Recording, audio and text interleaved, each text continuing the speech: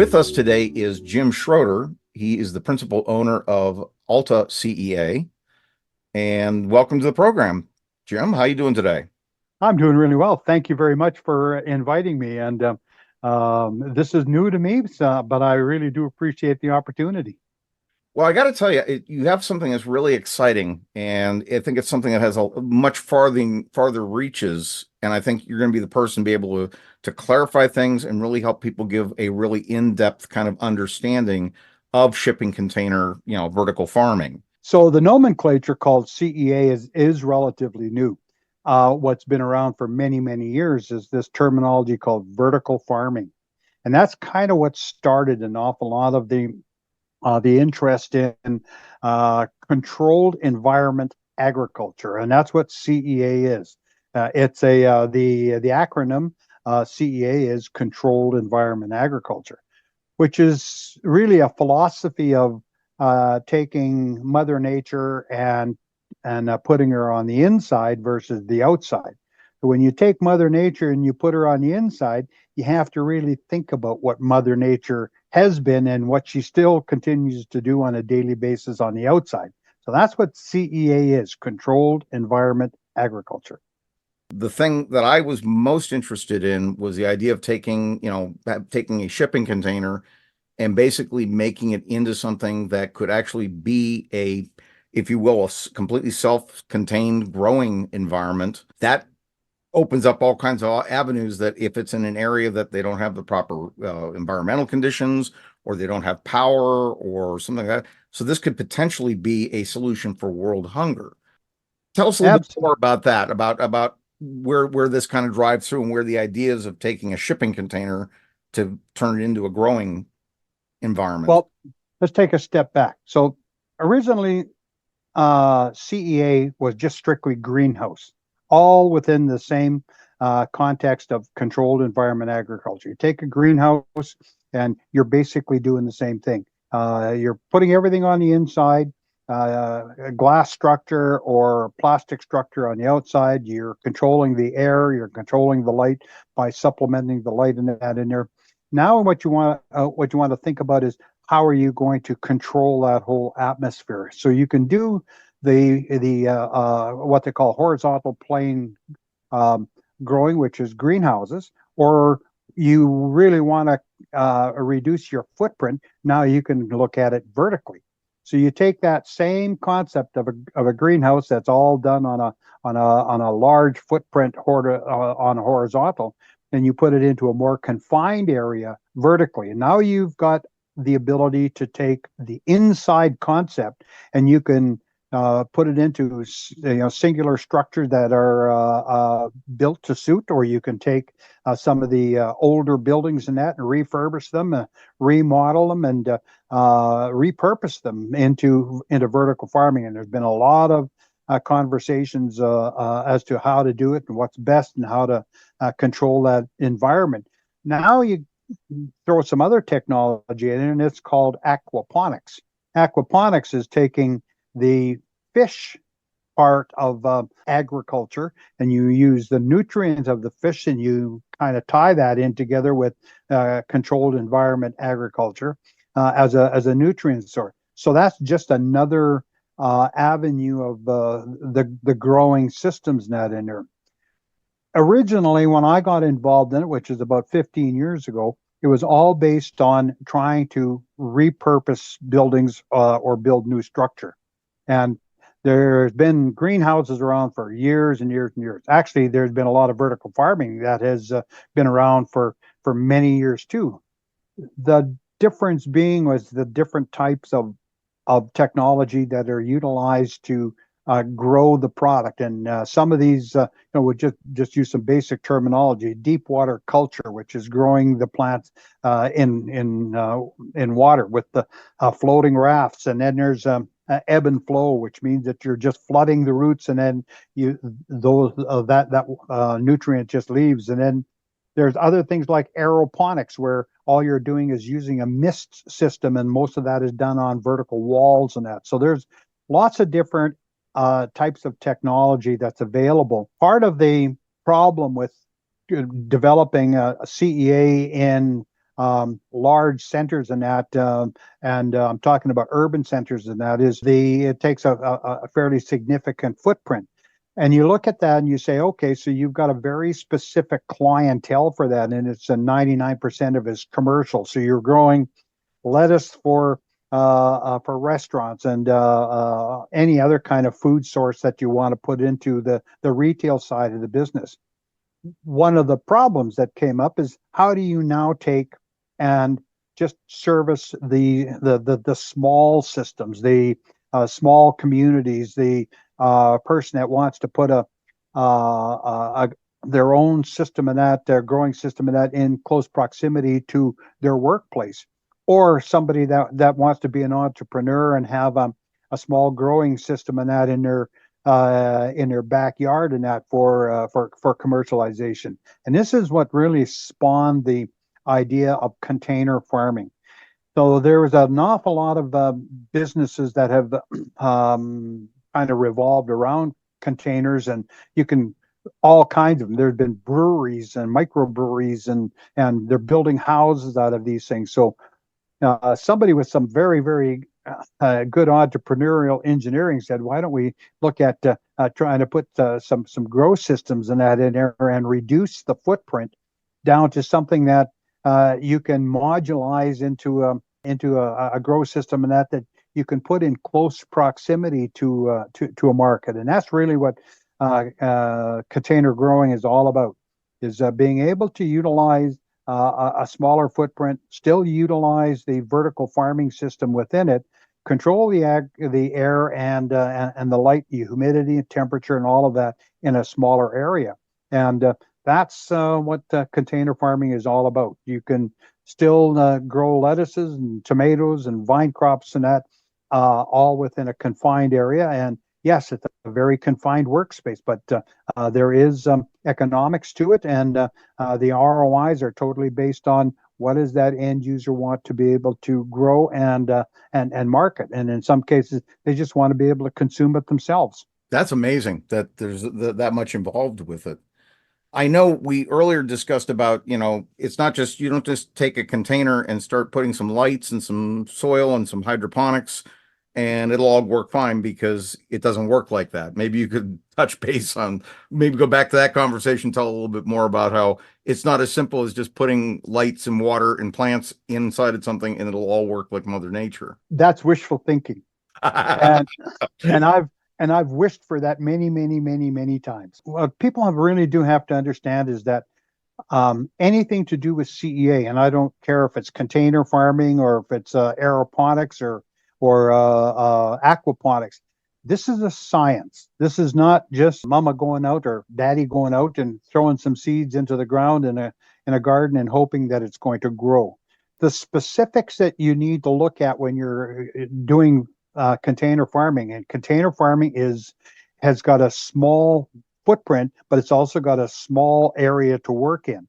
So everything that's in that container is part of this controlled environment. So light, temperature, airflow, the type of substrate that you're using, if you're using substrate, even the type of seed. And there are an awful lot of people that don't understand that the seed that you throw in your garden doesn't necessarily grow very well in the container or any of the CEA environment. And when you're buying seed from McKinsey Seed, I got to be careful with that because I don't know where everybody's talking about. When you go to your local store and you buy seed, you're got to be very, very careful that this product is actually designed to grow in a hydroponic atmosphere.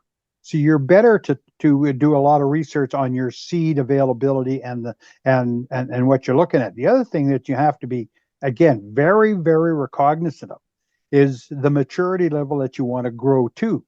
So if you take this thing called vertical farming, and you've got 12 inches of bed space, and you from your substrate to your light, if that's even got 16 inches, what are you going to grow in it? If you're going to choose your plant that's going to have a 2 foot, 3 foot canopy, you're going to be very, very, very upset with how it grows. The other thing is on your cycle times. So your environment that you're growing in, the temperature of your water, the everything that has to do with growing in an indoor environment is got to be something that's based on a lot of science, a lot of research, and you've got to be able to do a lot of record keeping. There are plant varieties, and the last time that I was talking to the people at Johnny's Seed, there's about 1,100 different varieties of lettuce, and lettuce is a very, very broad term, and not all of these lettuces and that grow well in the garden, and they don't grow well in controlled environment applications. So you really have to know exactly what you want to do with that. And the other thing that you got to remember is that the nutrient that you have to give the plant, like Mother Nature, is not just a common nutrient. It's not like going to your local hardware store and buying a garden type nutrient that is very, very broad banded. That doesn't necessarily work in controlled environment, because the thing called participant, you develop your nutrient, and the last thing you want is nutrient dropout to end up within the bottom of your tank, your storage tanks, and out over there. You have to have the product that is totally soluble, and each one of the types of the plants that you want to grow has its own requirements. So just because you've got lettuce and tomatoes growing side by side in a garden doesn't necessarily mean. And a lot of people say, "Gee, my lettuce grew really well, but I didn't get anything from tomatoes this year." Well, it's because they have a different nutrient base.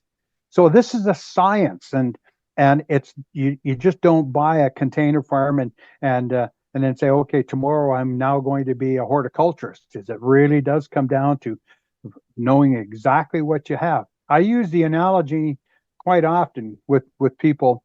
It's like going down to your friendly neighborhood truck store, and you're going to be an 18-wheeler, and somebody sells you a truck and throws you the key and says, "Now you is one." And that's exactly the way that it works. You really do have to know what you're getting into when you're talking about container farming.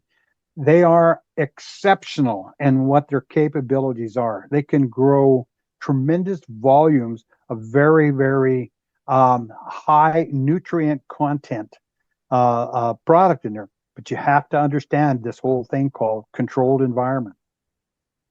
That's very informative, because I know in doing the research for this podcast, just looking out there, it's like I've seen, oh, we sell this whole thing, but there's no discussion as to all the things you're talking about. And I think a lot of people get the stuff. And like you said, it's like going down to the truck dealership and they'll throw you the keys, maybe an owner's manual, and that's it. That's And right. I know one of the things we want to talk about is the need for training, because these are not something that you just pick up online, ship it out to your place, and just on a weekend put it all together. This walk us through that a little bit, as well as what's involved in actually getting everything, getting one started. At Alta-CEA, we've got horticultural PhDs. These people are scientists in every aspect of controlled environment agriculture, right from how does a person select the seed, what kind of substrate, then how you germinate plants and your cycling. So let's just take a grow bed, and you've got on a vertical farm system, you can have anywhere up to 5 grow beds on both sides of it. The thing that you want to do, if you're going to do this thing commercially, you've got to grow these things in continuous cycles. You don't want to plant everything right at the very start and get them all to mature, and then you harvest everything, and then you have got a whole bunch of beds over there that are doing absolutely nothing until the next germination phase. So this is a science. And you have to have horticulturists in that really do understand the science of germination, the science of transplanting, the science of growing to a maturity level. Now, one of the problems that people really do need to address is the client, the end user. What are you doing with that product? Whether you're growing microgreens or you're growing mature plant, that person that's going to buy your product, you've got to be able to find out exactly what that market is just based on the maturity. And that maturity level can be, if you take a romaine is a good example. You can take standard romaine that you see in a romaine package in a retail store is totally different than in the bulk aisle. And the difference in the maturity is based on days and cycle time. So this is what a horticulturist will teach you. The other thing that is the nutrient value of the nutrient depletion. As your plants are growing and you're using drip irrigation, in most cases it's using drip irrigation or deep water culture, the floating rafts, the plants are taking up the nutrient that they want. So now you've got this return cycle of a nutrient in water coming back to a tank. The whole replenishment of that is, again, based on a science. And it's called EC, it's electrical conductivity. It tells you what your nutrient level is. But I'll give you a good example. Again, if you're taking lettuce and you're growing it in the same container system, lettuce will uptake a specific nutrient for that. Where if you're taking a herb like a basil, for instance, it takes up an awful lot more. And if you have to be able to identify as it's growing that the nutrient levels are always to their maximum fulfillment of the plant. And you have to look at the plant on a daily basis to see if there's any difference in the leaf structure, specifically on the outside of that leaf. This takes training. And if people understand that you can't learn this in one growth cycle, a learning cycle based on numerous growth cycles and problem solving. If it was just a matter of going in there and turning this switch on and everything's going to start to grow, that's not reality. So we look at it from a totally different perspective. Yes, we would love to be able to sell you this container, but we also want to make very, very sure that you understand that the success of your business is based on training. Our systems, when we market a system, it has the cameras in it. It has the Wi-Fi systems in it. Our PhDs are readily available after the training to discuss all of the problem-solving issues in that. And a lot of the problem-solving issues are absolutely because of the lack of training from the operator, and that is airflow, temperature, nutrient values. All of these things are all part of the science of owning it. It sounds like this thing is a big mystery, but it's not. It really has to do with taking the curriculum of a good training program and then going back over and over and over and having that reference material there all the time and having the availability of somebody that is a horticultural science as your reference point. I think that's important to mention because in our earlier discussion, you were saying there are not a lot of training places. It's not just the equipment, but it's also that you can actually know how to be able to take care of everything. Well, there's also technology within the container that people have to really understand, and that is normally you'll have somewhere between 12 to 18 inches of space between your substrate where your plant is growing and the light, and it's called to the canopy. So that time frame that plant is growing, there are time frames in there that you really have to be very recognizant of the science. You have to adapt and you have to be able to adjust your nutrient value based on the maturity of that plant. The other thing that you have to do is you also have to understand the whole airflow aspect of it. You can't have a wind blowing there 100 miles an hour, but you have to have a vortex. And if you've got this really long, narrow, square unit, and you're trying to create a vortex, you have to be able to control that vortex in there. No different than Mother Nature. So you're trying to be Mother Nature on the inside. So you really have to understand your environment. So we in our systems and that over there, we have got the HVAC systems in place that control the temperature, but you're also trying to control the humidity, and your humidity is going to change based on that particular plant and the plant maturity. So you're dealing with, again, the science of that plant and Mother Nature. And if you're trying to do the germination based on one humidity level, and you've got at the other end of your cycle, you've got the maturity of that. This is all part of the understanding of how that thing grows. And to be successful at it, you have to understand the science of it. If you're talking about some of these ever-bearing type things like strawberries not over there, you have that exact same thing. People need to understand that if you're growing strawberries on a container, there's no bees in there. So you have to be Mother Nature. So you have to be able to understand how to pollinate.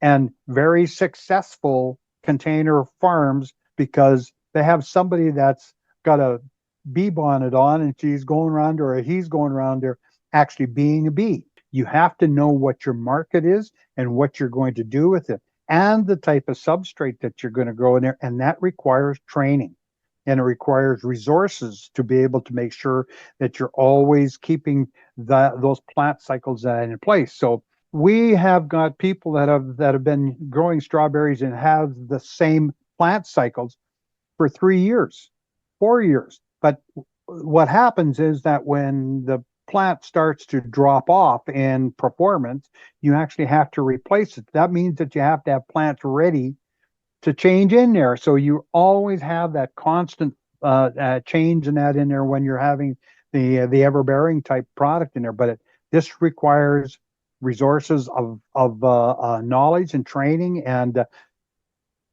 really heavy record keeping. So you have to be able to be there on a daily basis. You have to understand exactly what's going on, and you have to have the monitoring systems in that in order to be successful. Just walk us through a little bit of some of the technology that came together so that these actually are there now. In most container farming over there, you have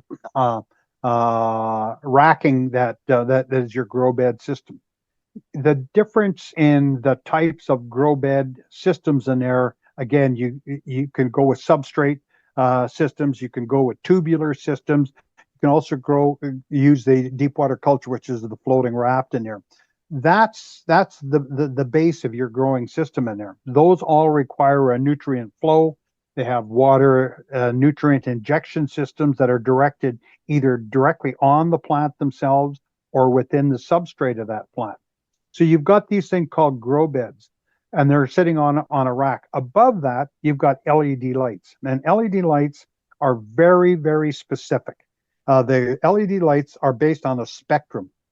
And Mother Nature, when you go outside in a nice sunshiny day, has got every part of that spectrum. When you're in an enclosed environment, you don't need all that. You don't need the real high intense white light. What you do need is a little bit of white light. You need lots of red light. You need lots of blue light. And under most circumstances, you really don't even need an awful lot of the white light, but you need some white, blue, red, and a little bit of yellow and a little bit of green. That's the spectrum. So you're trying to duplicate what Mother Nature is all about.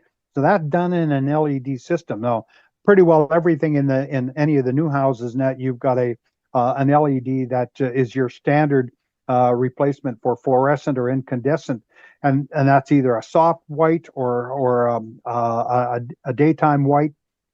That's the same kind of technology, and it's all based on what they call PFD. It's the type of light. So when somebody comes to us and they say they want to grow leafy greens and herbs and to some degree some of the vine crop, that's an LED light that's very, very specific spectrum.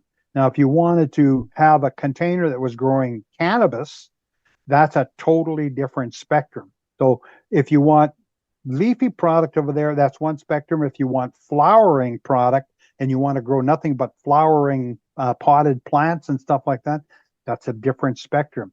You can get LEDs that are tunable to the different spectrums, but a lot of that has to do with daylight and your timing of this thing. So the LED lights and that are always based on a cycle, and normally it's I would say an average of 12 to 14 hours, but there are some plants that require the lights to be on with an intensity of of 16 hours. But plants need to sleep, so they need to be dark, and they need to be very dark if at all possible during that time. And the the different aspiration rates of how the photosynthesis works is based on that light absorption out in there. Some of the other technology in there, you have to have the HVAC, which is the temperature control. So we always try to make sure that our mean average temperature is 70 degrees F, 20 degrees C. That's pretty tough to do if you're in a Canadian climate where it's minus 40 and that. So you have to have the whole HVAC system. So you have to have the furnace in there that is the supplemental for the heat. But in the summertime, when it's plus 30 outside or 90 degrees outside, now you have to get rid of that heat. So you have to have that mean average temperature in there. So that whole area of air conditioning through the summer months and that over there has got to be there. The other thing that we do is you got to create the vortex of air. And the air movement is very, very important, not just on the outside of your growing system, but on the inside and even down to the what they call the crown of your plant. And the reason why you have to have a lot of airflow in there is to reduce the amount of mold. And white mold is part of the critical thing that you have to control. And you do that by having not dry air, but air movement. And you try to keep a relative humidity level of about 40%, kind of about the same as what you would do in an office, not necessarily in a house. So you do that by having dehumidifiers. And we put those dehumidifiers on the ceiling where you get your maximum temperature, and we take that water and we take that dehumidifier and we pull the water out so that our air is always moving on that cyclone and moving that drier air from the top to the bottom and all the way down to the floor level and that over there. And that is based on how you angle your fan systems and that on the grow bed. But again, it's part of a science.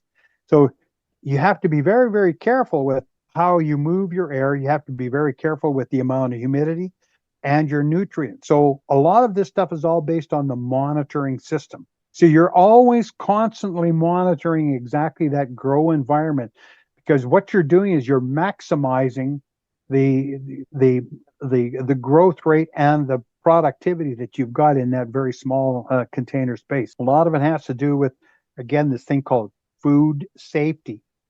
Right. So you don't want mold, you don't want mildew. You want to make sure that all of these things are controlled, and it's very, very important. Again, from a training standpoint of view, how do you control it, and how do you do all of the proper environment controls in order to be able to make that happen? I want to touch base on something, because one of the things I noticed was that it's also mentioned on your website about that it is an off the grid system. How is solar power utilized in these shipping containers, and what role does it play in making it a self-sufficient system? Okay, so let's go back. There's two ways to run your power. So if you're in a parking lot and by a hotel, that you don't need anything other than the plug-in power. Normally it's a standard 110, 120 volt. What we do is that we put everything on the outside in the control box and that over there, and you plug it in with a great big long extension cord, and you're good to go. Okay. Now, if you're in an area that is not nearly as accessible, or if you want to power the container by itself over there, there's different methodologies. So if you're going to use solar power, you can either use what they call a ground array, which is just your solar panels that are constructed and set at angles and that on a rack system.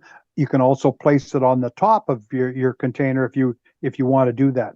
So what we do is that we design the solar array for the power requirement. But again, you have to remember that if you're doing solar by itself, now you have to have battery storage, because solar doesn't work worth a darn. I just about said the other word, but worth a darn at nighttime.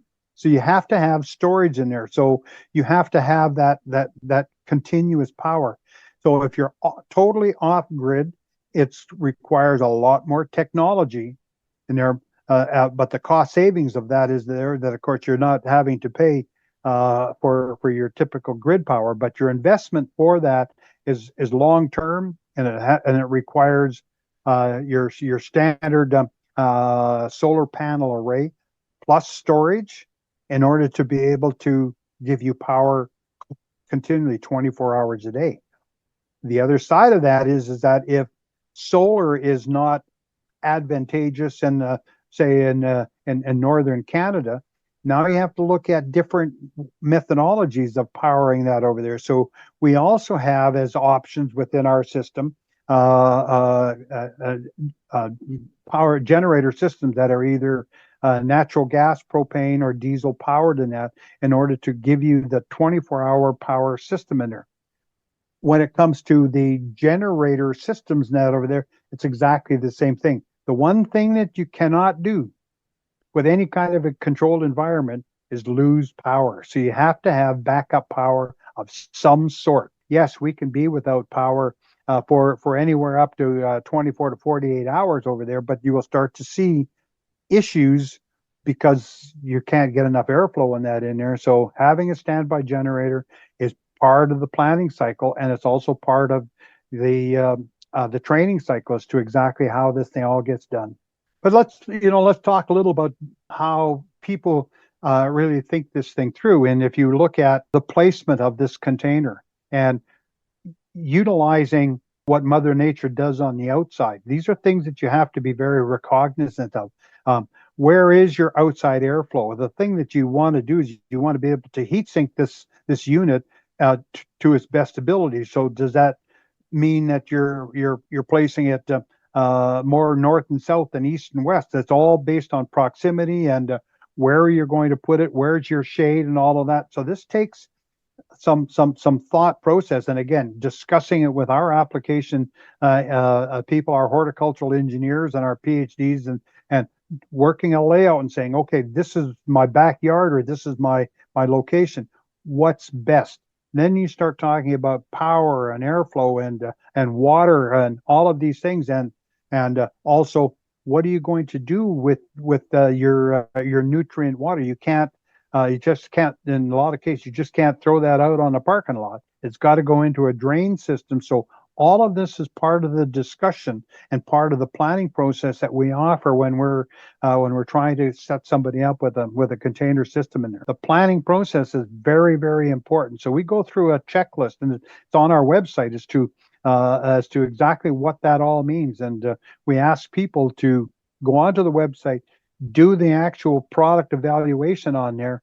That gives us a really good basis for what we're going to be able to recommend in the whole aspect of what is that container going to be and where it's going to be located under. So we like to make sure that we get as much information in there in order to be able to apply the science that we know that it's going to take in order to be able to have a very, very functional system. What about scalability options? Is this something that, being modular, I would imagine it can be scaled up, but that's going to also change some dynamics in the overall picture, I would imagine. Okay, so when we're talking about scalability, there's things that you really have to look at scalability. So you've got this plant source. So you have to look at what are you going to do after harvest. You've got this 40-foot container where you're going to take your product out, and it's going to be in plastic bags, or you're going to take it someplace, and you have to always be very recognizant of food safety. So you're harvesting this product, and now it's got to go into a cooler of some sort in close proximity to where you're harvesting. What people really have to read, again, this is a science. So our horticulturists are going to ask the end customer, you're going to harvest this product, and what are you going to put it into? You're going to put it into a basket? Okay, you're going to put it into a basket. Now, just remember, when you put it into the basket, Now you've got a product temperature that's at 70 degrees C, and you're going to have it in plastic bags, and now you're going to put it into a cooler. Now you're going to end up with a lot of humidity problems in there. So you have to cool this product down. As soon as you talk about scalability, now you have to add some other components into this scalability. So you can have a lot of grow systems, but now you have to have other things involved with that scalability, and that's coolers.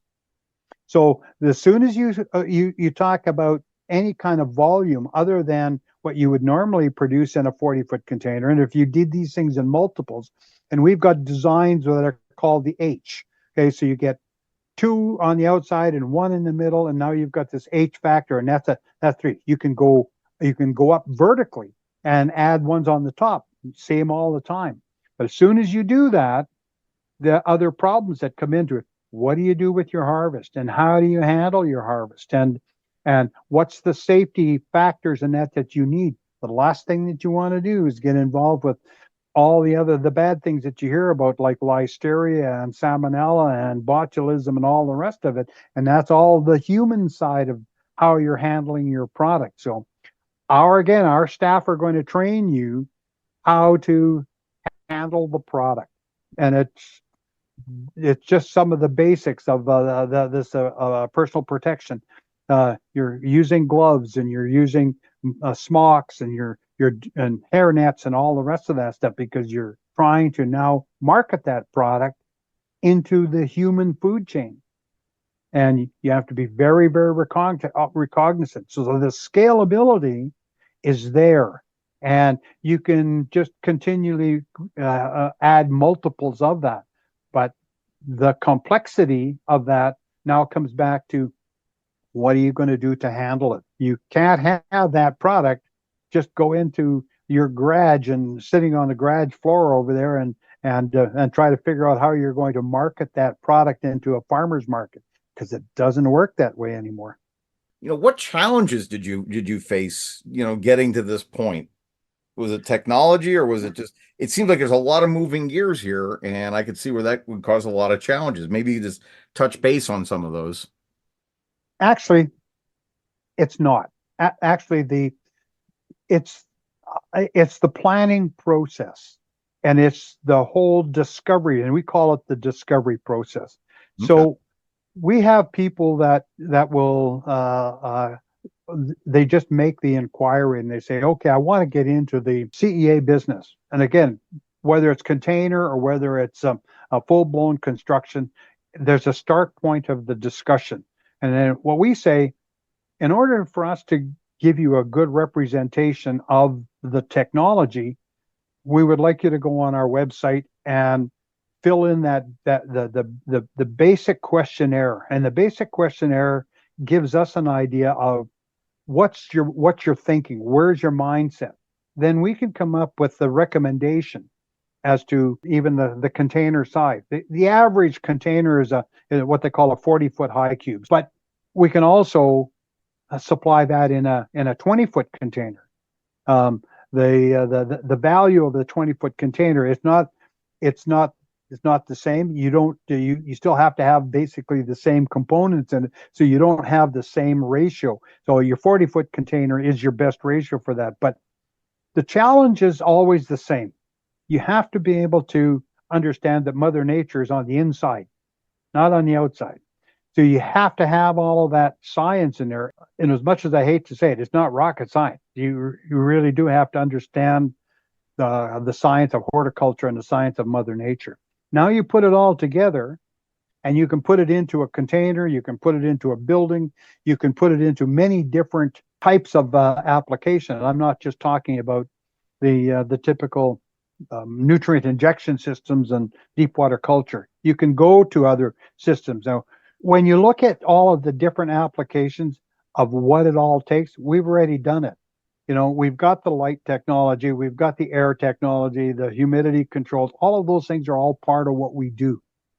What we just need to understand is that, what do you want to do as a business? What do you want to do? I have a customer right now that wants to grow strawberries for their strawberry winery. They want a very, very specific variety and they want a very specific ratio of harvest. So they need from us what we're going to be able to provide them from a technology side because they already have, a large greenhouse where it's growing. They want to be able to have the containers now so that they can grow strawberries in the wintertime. What we're doing is we're providing them with the information that they need in order to have those same people that are working in the summertime now work in the wintertime, only within the controlled environment. The challenge is for us is to make sure that they understand that being in a greenhouse is not anywhere similar on the technology to being in a controlled environment system within a container. The challenge for our horticulturist is not the technology of the container. It's the technology that we need to support the culture. And therein lies some of the biggest problems is that when you look at some of the cultures in that, say in Africa, for instance, they're more on the protein side of it. So we've got to be able to understand exactly what that application is. So we change the type of growing system in there, and we add drip systems that are more like we call the technologies called Dutch bucket, and they're still within that same confine of the container farm in there because you need everything else that's in there, but it's a different type of technology that we need to support their culture. And we're doing that right now in Kenya. We're doing it right now in some of the areas of Africa. They want to have the containers as part of their disaster relief program. They know that the hurricanes are coming through no matter what. So how do we make that work? Can we do that with different types of support systems for power? Power off grid for them is very, very important. So that's where the solar comes in, and that's where even some of the cogen generation system generator systems and that they need to have that in there. So when we go into a very specific market or I guess a community sector, we go back to this very, very basic fundamentals. What is it that you want to grow? What is it and where is it that you're going to grow? What are your parameters? Temperature? What's the proximity to potable water? All of these things are part of the discovery that we supply when we're going in to make sure that we can actually supply them with a product. The 40-foot container is we look at it, it's got to be turnkey for all of those things. And as long as that we can get it to a shipping port, those 40-foot containers are on ships all the time. Now you just have to figure out exactly how you're going to work the proximity. And what we do offer the people, even in Africa, is come to our training facility right here in the bright lights of Onaway, Alberta. And we're going to train your people while we're building your container. And when Oh, it that's gets cool. when it gets to being dumped off in your location, we're just going to ship your people back by airplane, and they're going to be ready to turn the switch on and get going. What we're also providing is actual training centers, so that when we go into a continent like Africa, you have to have the ability to be able to take our people and put them with their people. So we can either do that here at our training center, or we can go over there and do that. Very, very important that we have that ability to be able to do that and communicate after the fact. So we talked briefly about monitoring systems, being able to have our people readily available in that through either Zoom or some one of the Wi-Fi systems and that over there to be able to chat with our people and help solve problems. And this is all part of the training program. So as much as that I think Neil, you understand that I am so fixated on this the training aspect of it, because I think it's an absolute necessity, and it does make any difference what it is. That is amazing. I mean, it just keeps expanding, and there's another opportunity, and it seems like this is really something that is growing and can solve a lot of different needs in a lot of different areas. And like you said, a lot of it comes back to the training and the planning is what it really Yep. comes down to. We've got the technology down, but we need to better understand, what the end user needs and what are the factors that we need to put into it so that we can build the plan around it. We want people to interact with us using our website, um, to give us the initial information, the feedback, just by filling in the documentation over there. That's the start point. Then what we need to understand is our own cycle time to build these things. It's not like a Ford or Chevy pickup that is just kind of sitting in there waiting to get done, because the end user has to tell us exactly what they want, because we have to be able to change it. Yes, the seat can is there, the doorways are there, but everything else on the inside has got to be, I don't like using the word customized, but it is close to that. So there's a lot of aspects to container farming, and I always maybe look too much to the negativity of what can happen versus the positive. But if people really do understand, there are some very, very, very positive aspects of utilizing container farms and that in there for many different growth cycles in there. I'm going to give you the last 2 minutes. If you want to summarize anything or anything we didn't cover, you get the last 2 minutes. If we can sit down and we can talk about the needs and the requirements of the end user, we have the solutions for that, and we can provide the different CEA technology, the different water purification system technology, power. It's all part of what we do, and it's not just a one-off. The container by itself is a very, very good application, but if you don't have the other parts of that application over there, it's not part of a success story. So we at Alta-CEA, we have the ability to provide most of those solutions. And if there was anything that I really like to focus on right now, it's that small community. It's the small community within a community, having the application of a container to be able to supply the small community. And we focus an awful lot on First Nations and the tribes of North America to be able to supply some of that food application in there. So it's all within the application. It's all starts with a discussion as to what is it that you want to do, and let's see if we can fit it into an actual plan of that can come up with a solution that's based on food security, food sovereignty, and food safety. That's fantastic. Hey, before I forget, how can somebody get in touch with you? We've talked about the website. What's your website address? It's I don't even think you do it, but it's www.alta-cea.com. Excellent. Well, I'll tell you what, we'll put a link in the show notes. I can't tell you, this has been a really in-depth conversation and a really interesting one. I would like to have you come back at a later time just to do some follow-up questions and just see new projects that you're working on, because I think this is very interesting, and I think you've shed a lot of light. I really appreciate having the opportunity to. I like talking about it. Thank you very, very much, and look forward to the interaction down the road. Sounds great. Thanks, Jim. Have a good afternoon. You too, sir.